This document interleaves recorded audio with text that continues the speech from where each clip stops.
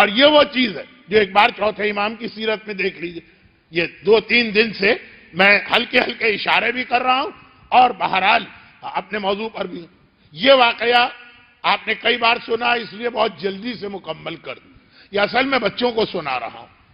کل کے بچے کے سوال نے مجھے بتایا کہ بچے کچھ سن رہے ہیں اور کچھ سمجھ رہے ہیں. یہ واقعہ میں نے بہت پڑھا، اگرچہ کافی عرصے سے اس لیے نہیں پڑھا کہ بعض لوگوں نے اس سے غلط نتیجہ ایک نکال لیا. واقعہ بہت مشہور. چوتھے امام کا ابھی بچپنا تھا، بچپنا بھی نہیں، 10 دن کے بھی نہیں تھے کہ ان کی والدہ جناب شہربانو کا انتقال ہو گیا. خیر امام کو تو ضرورت بھی نہیں ہوتی، نہ باپ کی نہ ماں کی، یعنی تربیت کا محتاج نہیں ہے امام، لیکن دنیاوی اعتبار سے اب ماں نہ رہی. جناب شہربانو شہزادی تھی. شہزادیاں جب گرفتار ہوتی ہیں تو اکیلے نہیں ہوتی ہیں، ان کے ساتھ جو ان کی کنیزیں ہوتی ہیں وہ ساتھ نہیں چھوڑتی ہیں. تو کئی کنیزیں تھیں، شیرین، ہندا، جو آپ نام سنتے ہیں.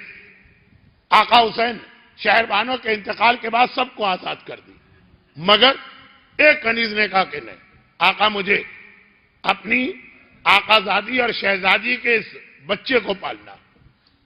محتاج نہیں ہے، مگر رسول خدا کو ام ایمن نے پالا کہ نہیں پالا جناب آمنہ کے انتقال کے بعد، مگر حسنین فضہ کی نگرانی میں بظاہر پروان چڑھے کہ نہیں شہزادی کے وفات کے بعد. تو دنیا تو یہ کنیز. اب امام اس عمر پہ پہنچ گئے اور وہ کنیز اتنی ہی ضعیف ہو گئی. امام کا دسترخوان ابو حمزہ صومالی کے حوالے سے 2 دن پہلے بھی ذکر ہوا. فرماتے ہیں کہ میں یہ نہیں چاہتا کہ یعقوب کی کہانی میرے گھر میں ریپیٹ ہو، لیکن خود امام گھر کے اندر بیٹھ کے کھانا تناول فرماتے ہیں. باہر تو دسترخوان ہے سب کے لیے. اس کی ایک بنیادی وجہ تو یہ کہ لوگ آ کے صبح کا ناشتہ کرتے ہیں. چوتھا امام ساری زندگی روزے سے رہا. مزید یہ کنیز کا جملہ کل آئے گا. تو اب جب امام دسترخوان پہ بیٹھے تو گھر والے ایک ساتھ تو سب نہیں آتے، کوئی آج ہے کوئی کل ہے. اگر کبھی وہ کنیز آ کے بیٹھ جائے امام اس کے ساتھ کھانا نہیں کھاتے. یاد کیجئے کئی بار کا سنا ہوا.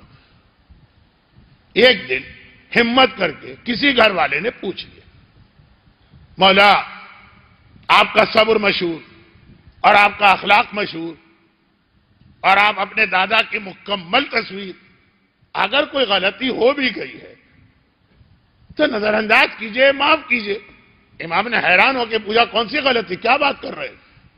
کہا یہ جو کنیز جس نے آپ کو ساری زندگی پالا اور آپ نے بھی، جو اہل بیت کا اخلاق ہے، ہمیشہ اسے امی میری ماں کا، تو آپ جو اس سے ناراض ہیں کب تک یہ ناراضگی رہے؟